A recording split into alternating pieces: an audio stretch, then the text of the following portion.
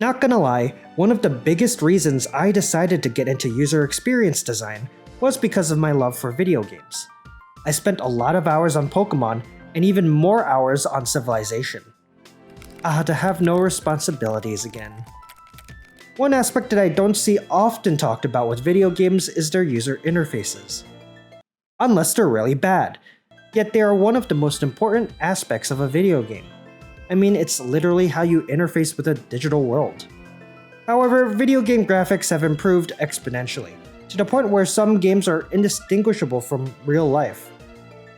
And thus, immersive experiences Immersion became the goal. Immersion is often defined as being completely involved or absorbed in something. For some, it's when you become so engrossed in the world of the game that you feel the speed of the car you drive.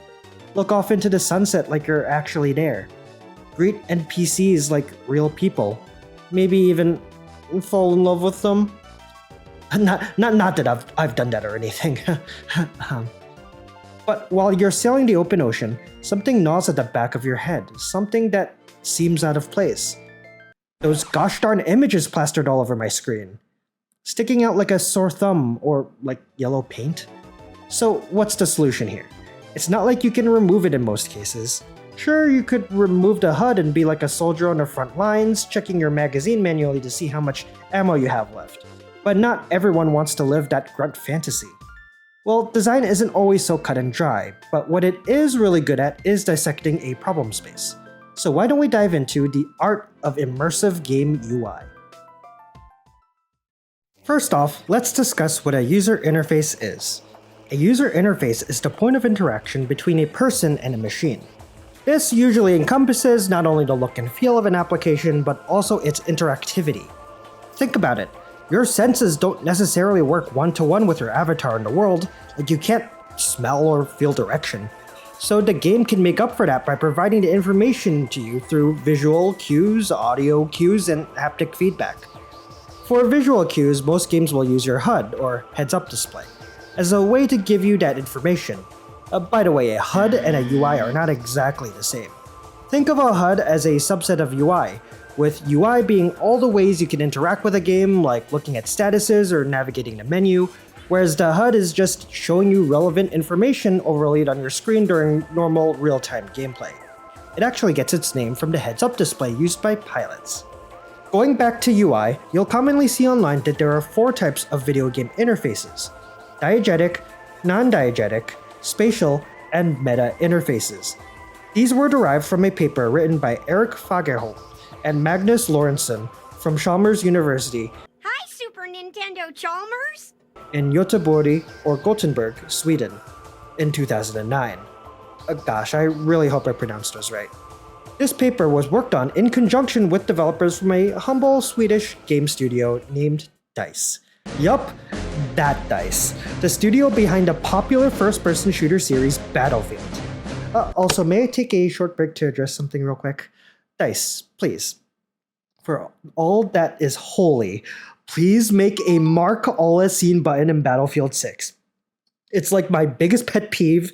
There's just yellow dots everywhere just mocking me, and to clear them I have to go into every little setting and menu just to click on them to go away. Anyways, the general purpose of that paper was to define immersion and create guidelines on how user interfaces can strengthen the experience. One of the ways the authors framed it was by dictating where interface elements were placed in relation to the fourth wall. That's where diegesis comes in, a Greek word meaning narration, derived from dieiste, which literally means to guide or lead through. Originally used by ancient Greek philosophers such as Aristotle and Plato, the meaning has changed and shifted over the centuries, especially in how it relates to different mediums like film and music. And I don't have a PhD in literary theory, so what you need to know is, for video games, when an interface element is diegetic, it takes place in the game world, so whatever the player can see, the avatar and other NPCs can see them as well, because they are a part of the game's environment and story.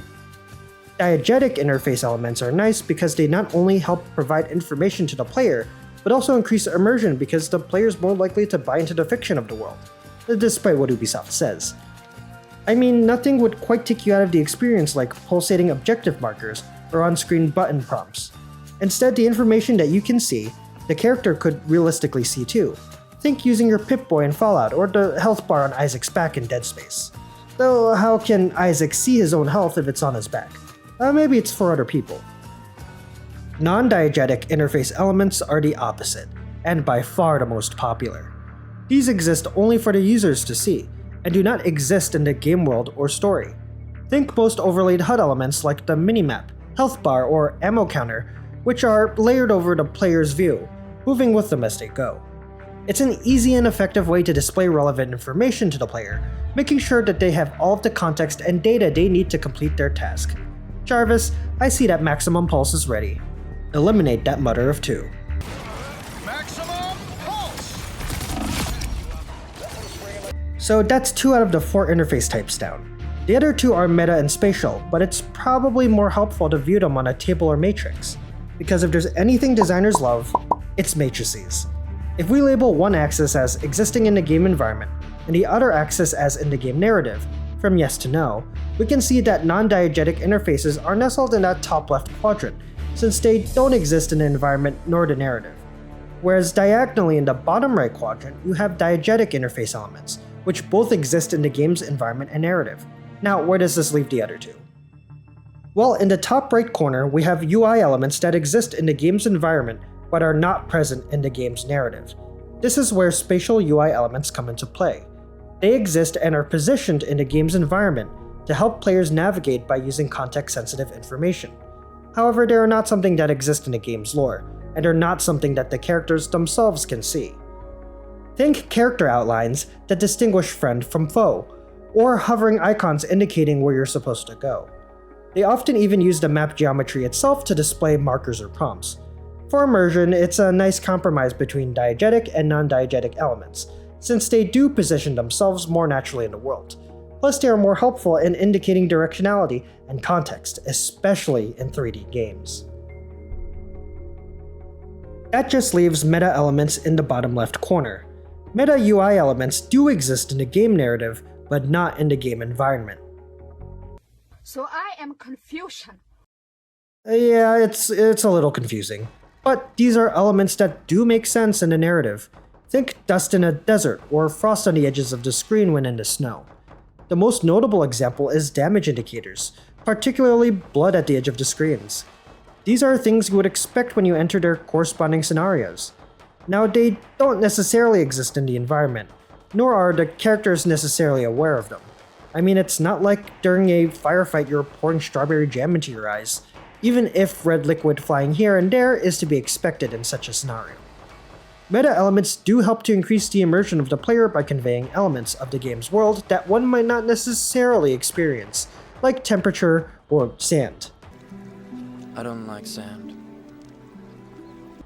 Plus, they are a great way to convey status and damage without obstructing the player's view or flashing some sort of warning at them. Now, is this a perfect, all-encompassing, scientific categorization of video game UI? No, not really. It's not like every UI element can fit neatly in those boxes. Also, the original paper, which was written in 2009, mind you, was primarily concerned with 3D FPS games, so these categorizations might be biased towards that genre. Now let's revisit immersion. To a lot of people, this relates to how real everything looks, particularly with graphical fidelity. If the world in the game looks the exact same as the world we live in, my brain would of course be fooled into believing it inhabits that fictional environment. Think of it as the suspension of disbelief. And those realistic worlds are more likely to exist thanks to the exponential advancements in technology, if Nvidia and the Unreal Engine have anything to say about that. Although the user interface is aimed at helping players connect with the game, there are definitely flaws to consider. For non-diegetic and spatial interface elements, there can definitely be too much of a good thing. Put too many elements and you could turn the player's screen into an incomprehensible mess. Sort of like any mobile gacha game. This takes them out of that immersion because they are too busy navigating the clutter of their view, frustrating them to no end. Sure, casual players might appreciate a bit of handholding, but I'm an epic gamer that doesn't need tutorials, nor annoying button prompts, or very talkative sidekicks that try and nudge me towards an answer. Look, there's a chain we can pull up there. As for meta components, you can probably see how a lot of liquids, particles, frost, or blur on your screen can discomfort some players and make their experience unbearable.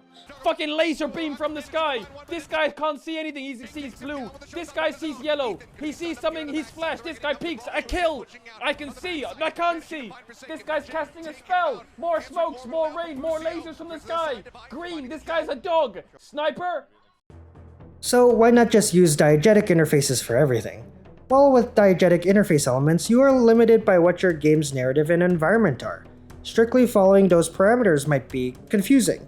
For example, having users pull out their magazine to see their ammo count, though realistic, might not immediately be clear unless users are familiar with the right button to press.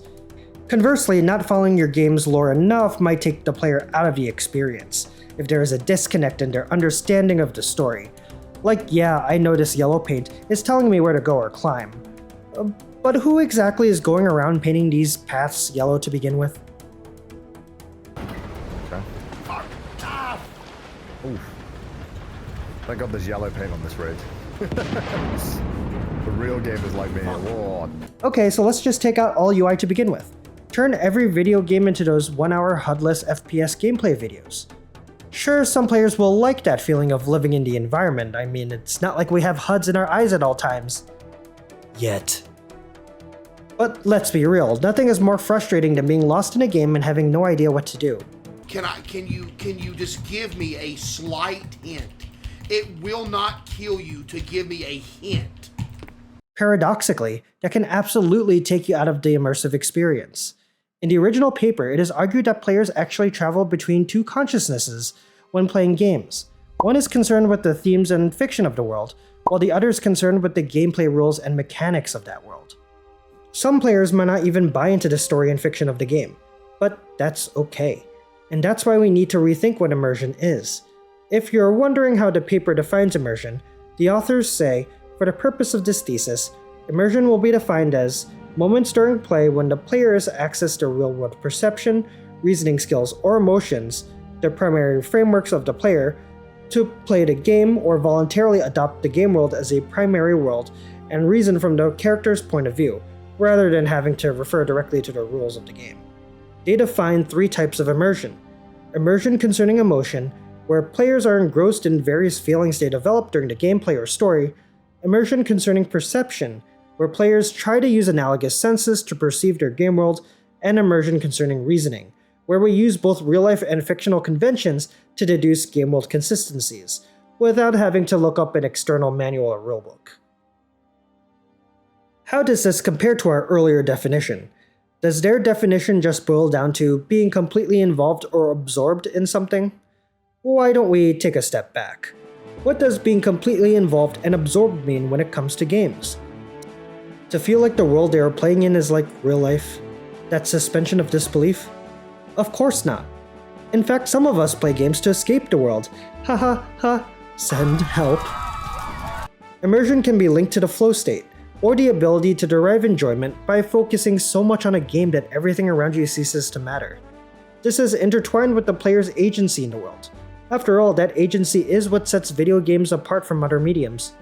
Could this in a way be the true meaning of being immersed in a game? Think about it. Esports players are totally engrossed in the game competitively that they devote most of their waking hours to studying the nuances of their sport. Gamblers are, well, engrossed in the chance of hitting it big.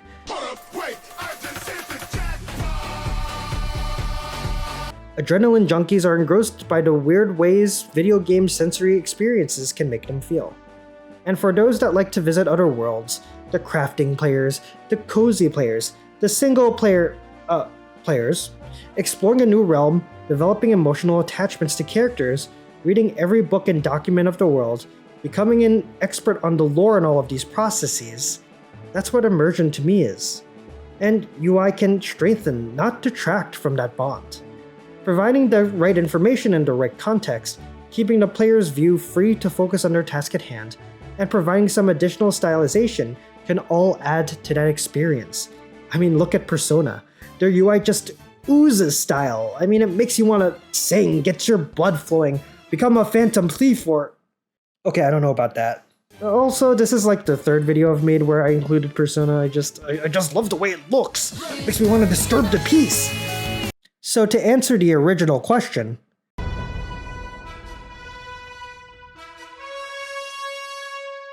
this is all a very long-winded way to say, it depends.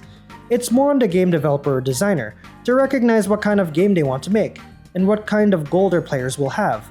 Are you making a realistic simulation game where you want your players to feel like they live in that world? Feel free to scale that UI back. Are you making a competitive team game where your players need to lock in for the epic victory royal? Figure out what kind of information players will need when they're spamming buttons. Want characters to constantly break the fourth wall for extra shock value, and maybe even use the UI to fight? Just put in Deadpool. This is where playtesting really shines. Who are your players going to be? Get their hands on a prototype, and take their feedback to heart. Who knew that asking the players what they want would get players to like your game? Shocker, I know. Then again, I'm just another yapping PNG in a YouTube video. I've waxed poetic on Persona enough, but what are your favorite examples of video game UI? Let me know in the comments below.